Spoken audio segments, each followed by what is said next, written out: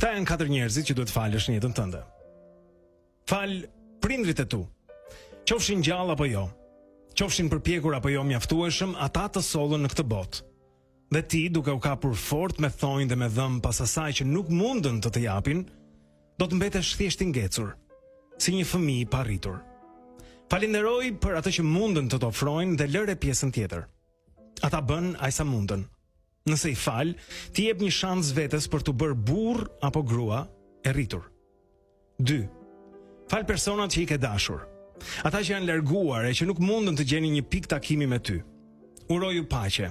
Uroju shërim dhe ndalu së hapur i dyert që jeta i ka mbyllur tani më.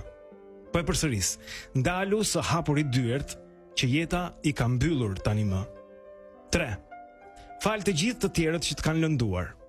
Miqtë e të panjohur, njerëzit që të kanë zhgënjur, maskarejnët, hileqarët, mashtruesit.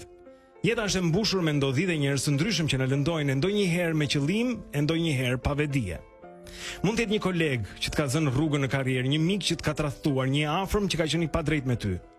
Këto ndjesi, nëse nuk përpunohen, grumbullohen në shpirt si helm. Mbajtja e mërisë është si të pish helm ti dhe të presësh që të vdes tjetri. Kur fal të tjerët, je ti ai që shërohesh. Je ti ai që merr frymë më lehtë dhe shikon përpara me sy të kthjellët. 4. Fal veten. Kjo është puna më e vështirë, por dhe më e rëndësishmja. Të gjithë kemi bërë gabime, kemi marrë vendime të këqija, kemi thënë fjalë që nuk i kemi menduar, kemi humbur mundësi për shkak të frikës ose përtacisë. Por këto janë pjesë e jetës, janë pjesë e të qenit njeri. Vetfalja është një proces që kërkon mirëkuptim dhe dëmshuri për veten.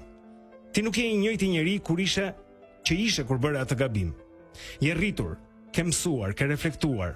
Ti nuk je gabimet e tua. Fal veten për të kaluarën, sepse ky është një lehtësim. Që të ndërtosh një të ardhme duhet më parë të heqësh qafe barrat e së kaluarës. Brian Tracy.